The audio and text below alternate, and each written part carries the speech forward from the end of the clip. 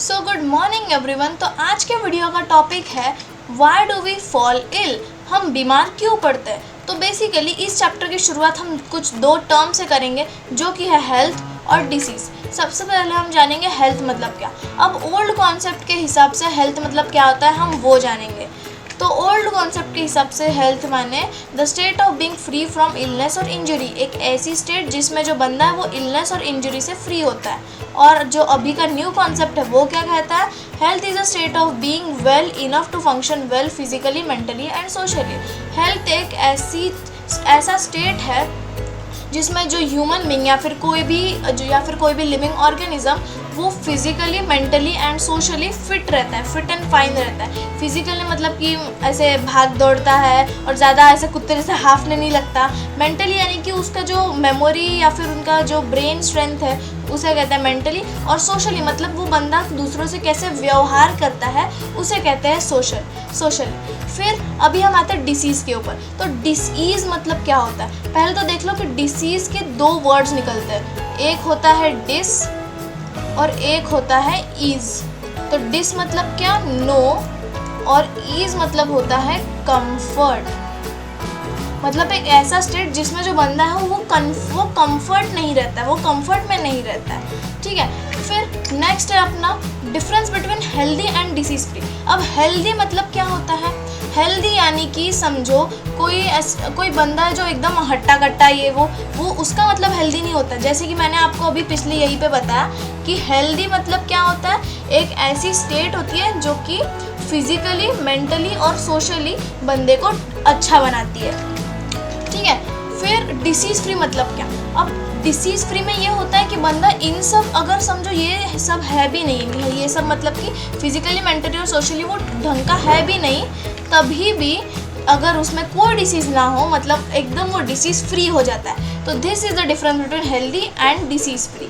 ठीक है, so next है हमारा difference between disease and illness. अब देखो डिसीज़ मतलब क्या होता है, डिसीज़ मतलब कोई सीरियस डिसीज़ है। जैसे कि एग्जाम्पल ले लो जो अभी हाल ही में आया था कोविड, तो ये एक डिसीज़ है कोविड-19 एक्चुअली। कोविड-19 और भी ऐसे बहुत सारे जो वायरसेस है वो उसे कहते हैं डिसीज़। हाँ, जैसे कि चिकन पॉक्स।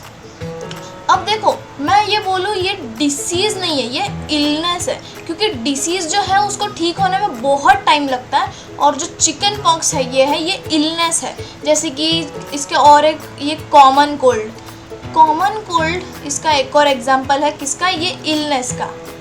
ठीक है, तो इलनेस मतलब क्या, बीमार पड़ना, और डिसीज़ मतलब क्या, एक ऐसी चीज़ जिसको ठीक होने में बहुत टाइम लगता है और वो बहुत ज़्यादा क्या कह सकते हैं हम उसको, बहुत ज़्यादा इफ़ेक्टिव रहता है, मतलब वो बहुत हार्म पहुंचा सकता है अपने को, और इलनेस जल्दी ठीक हो जाता है। ठीक है, अब नेक्स्ट है अपना अब दो चीज़ें रहते हैं, साइन और सिम्टम इनके।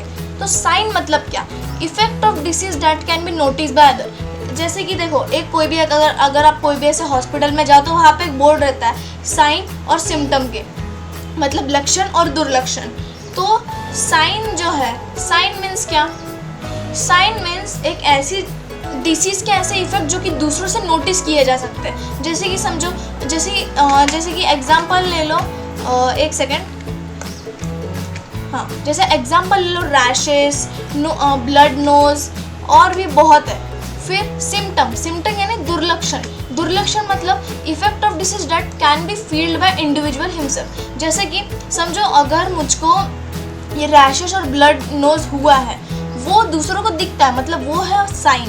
और सिम्टम मतलब क्या, जो दूसरों को नहीं दिखता बट हमें फील होता है। जैसे कि हमको कुछ मसल्स में पेन हो रहा है तो वो दूसरे को थोड़ी ना पता चलेगा कि हमको मसल्स में पेन हो रहा है या अपने को क्या हो रहा है, हमको बस ये दिखेगा कि वो मतलब सादा हट्टा कट्टा खड़ा है। और वैसे एक और एग्जांपल हेडेक जो है, हेडेक जो अपने को फील होता है, फटीग एट्सेट्रा बहुत है। अब नेक्स्ट है अपना टाइप्स ऑफ डिसीज। तो देखो टाइप्स ऑफ डिसीजेस में बेसिकली हम अभी एक ऐसी दो लाइन निकालते हैं। ओके, तो ये मैं क्यों निकाल रहा हूँ, देखो एक होते हैं टाइम ड्यूरेशन, ठीक है, और एक होता है कॉजेटिव एजेंट्स, ठीक है, कॉजेटिव एजेंट्स। अब टाइम ड्यूरेशन में दो आते हैं, एक होता है एक्यूट डिसीज, एक्यूट की स्पेलिंग क्या है, ये गलत हो गया, एक्यूट, एक होते हैं एक्यूट डिसीज और एक होते हैं क्रॉनिक डिसीज। अब एक्यूट डिसीज मतलब क्या, जो शॉर्ट टर्म के लिए रहता है, शॉर्ट टर्म के लिए रहता है, उन्हें हम कहते हैं एक्यूट डिसीज। जैसे कि एग्जांपल ले लो कॉमन कोल्ड, ठीक है, कॉमन कोल्ड, फिर वायरल फीवर, ठीक है, और फिर चिकन पॉक्स आता है, चिकन पॉक्स, फिर मलेरिया आता है, और भी बहुत है। और दूसरे आते हैं क्रॉनिक डिसीजेस। क्रॉनिक डिसीजेस जो है वो बेसिकली लॉन्ग टर्म के लिए आता है, लॉन्ग टर्म, जैसे कि कैंसर, फिर अस्थमा, एड्स और डायबिटीज़, दैट टाइप ऑफ। फिर कॉजेटिव डिसीजेस में दो तरह के आते हैं, एक होते हैं नॉन इन्फेक्शियस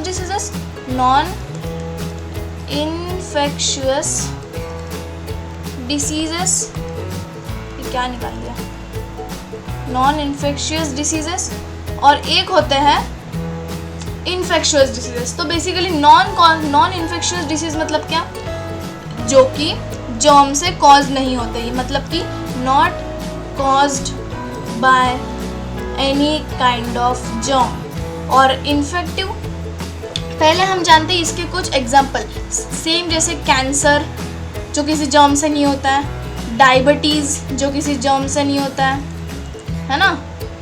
फिर होता है इन्फेक्शियस डिसीजेस, क्या निकाल दिया मैंने, इन्फेक्शियस डिसीजेस। अब इन्फेक्शियस डिसीज भी दो तरह के होते हैं, ठीक है, एक होते हैं कम्युनिकेबल, अबे ये क्या हो गया, एक सेकेंड, हाँ, तो एक होते हैं कम्युनिकेबल और एक होते हैं नॉन कम्युनिकेबल।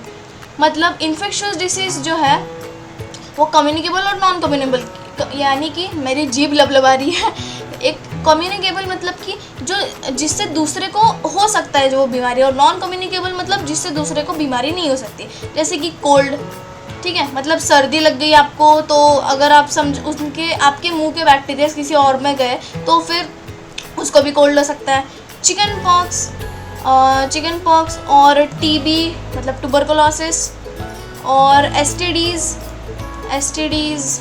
और नॉन कम्युनिकेबल में आता है जैसे मलेरिया, ठीक है। तो ये होते हैं टाइप्स ऑफ डिसीजेस।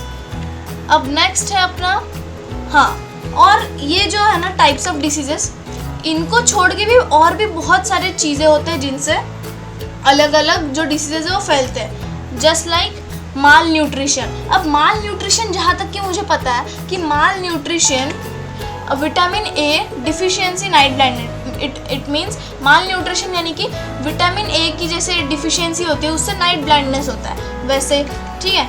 नेक्स्ट है हेरिडिटरी। अब हेरिडिटरी जिसमें क्या होता है, कलर ब्लाइंडनेस होता है। फिर डिसफंक्शन ऑफ ऑर्गन का डिसफंक्शन हो, जैसे कि किडनी स्टोन और लो बीपी होना। फिर आता है मीन्स ऑफ स्प्रेड। अब means of spread basically 4 type के होते हैं, एक एयर, एक वाटर, एक सेक्सुअल कांटेक्ट और एक अदर एनिमल से होता है। एयर से जैसे कि कॉमन कोल्ड फैलता है, ट्यूबरकुलोसिस फैलता है, निमोनिया फैलता है। वाटर से जैसे कोलेरा, अभी ये जो रेनी सीजन्स थे इसमें बाहर का ज़्यादातर अगर जिसने पानी पिया उसको कोलेरा हो गया था। सेक्सुअल कांटेक्ट जैसे कि सिफिलिस एंड एड्स से होता है। अदर एनिमल जैसे कि मलेरिया, जिसको फीमेल एनाफिलिस मॉस्किटोज जो है वो कैरी करते हैं और फिर हमको वो मलेरिया हो जाता है। नेक्स्ट है अपना इन्फेक्शियस डिसीजेस। अब बेसिकली उसमें 5 तरह के आते हैं, वायरस, बैक्टीरिया, फंगा, प्रोटोजोआ और माइक्रो ऑर्गेनिजम्स। वायरस जैसे कि सार्स वायरस ले लो, बैक्टीरिया जैसे कि स्लाइफाइलोकोका ले लो, रिंगवॉर्म फंगाई का, प्रोटोजोआ जैसे मलेरिया, कालाजार और माइक्रो ऑर्गेनिज्म में एस्करीज और लुम्ब्रिकोल्ड्स। इसके वायरस के और थोड़े कॉमन एग्जांपल देखेंगे, जैसे कोविड-19 अभी हाल ही में 1 साल पहले गया था, common cold, influenza, dengue fever, AIDS, फिर टाइफॉइड, जिसमें ये बैक्टीरिया में typhoid, fever, cholera, TB, anthrax, और बस इतने हैं, और ये 5 है infectious agents. Okay, so just अभी नेक्स्ट है अपना इम्यून सिस्टम, एंटीबॉडीज़ और एंटीबायोटिक्स। अभी इसके बारे में भी हम जानेंगे। अब देखो, ये जो बेसिकली जो इम्यून सिस्टम है ना, इम्यून सिस्टम मतलब क्या होता है? Ability to fight with diseases, ability to fight with diseases, ये होता है इम्यून सिस्टम। अब एंटीबॉडीज़ मतलब क्या? एंटीबॉडीज़ हमारे बॉडी में ही होती है। जैसे कि समझो, ये एक इंसान है, ठीक है, ओके, इसके अंदर कुछ जर्म्स ने हमला कर दिया, और ये जो जर्म्स है इससे कौन लड़ेगा? हमारे WBCs यानी वाइट ब्लड सेल्स, जिनको हम बोलते हैं एंटीबॉडीज़, की वो हमारे बॉडी में पहले से ही रहते हैं कुछ जर्म्स या कुछ वायरसेस से लड़ने के लिए, ठीक है। अगर समझो कुछ तरीके से वो फेल हो जाता है। अब देखो, जर्म बेसिकली 2 टाइप के होते हैं, एक वायरस वाले और एक नॉन वायरस वाले। अब देखो, नॉन वायरस में तो तुम सब पकड़ लो, जैसे कि बैक्टीरिया, ठीक है, फंगाई और प्रोटोजोआ, ये सब पकड़ लो। और वायरस में क्या होता है एक्चुअली में? देखो, समझो वायरस अगर आपकी बॉडी में गया, ठीक है, तो वो क्या करता है? अपने आप को डुप्लीकेट इट मीन्स वो बच्चे पैदा करता है। फिर क्या होता है? फिर इनको अपने जो WBC यानी कि एंटीबॉडीज़ अगर मार नहीं पाते, तो हम बाहर से एंटीबायोटिक्स लेते हैं डॉक्टर्स की तरफ से, जिससे वो इनके ऊपर हमला करते हैं। बट क्या होता है, ज़्यादा इफेक्टिव नहीं रहते। तो इनकी वजह से जो वायरस है ये अपने अंदर ना एक शेल टाइप ये स्ट्रक्चर बना लेता है, जिसकी वजह से ये एंटीबायोटिक से बच सके। सो ये है एंटीबॉडीज़ और एंटीबायोटिक्स का डिफरेंशिएशन। अब नेक्स्ट है अपना इम्यूनाइजेशन। इम्यूनाइजेशन का मैं पहले आपको एक एग्जांपल दे देता हूँ, और फिर आपको अच्छे से समझेगा। एग्जांपल जैसे कि ले लो पोलियो ड्रॉप, मतलब पोलियो वायरस। अब मेरी बात के ऊपर ध्यान देना। पोलियो वायरस क्या होता है? पोलियो वायरस से एक डिसीज़ है टाइप की, जिससे हमारे बॉडी ऑर्गन्स की ग्रोथ जो है, ऑर्गन्स बोल रहा हूँ, बॉडी ऑर्गन्स नहीं, बॉडी पार्ट्स की ग्रोथ नहीं होती, अच्छे से नहीं होती।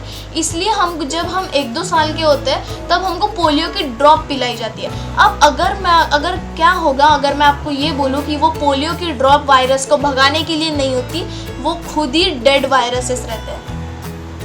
क्या एक्चुअली में क्या होता है, जब हम छोटे रहते हैं तब हमारा इम्यून सिस्टम थोड़ा सा वीक रहता है, तो उसलिए मतलब जो वाइट ब्लड सेल्स है वो पोलियो से इतना जल्दी नहीं लड़ सकते। तो वो क्या करता है, पोलियो का जो मरा हुआ वायरस रहता है वो हमारे बॉडी के अंदर में डालते हैं, ताकि जो WBCs है वो समझ सके कि आगे ऐसे वायरसेस या ऐसे बैक्टीरियाज वगैरह आ सकते हैं हमारी बॉडी में।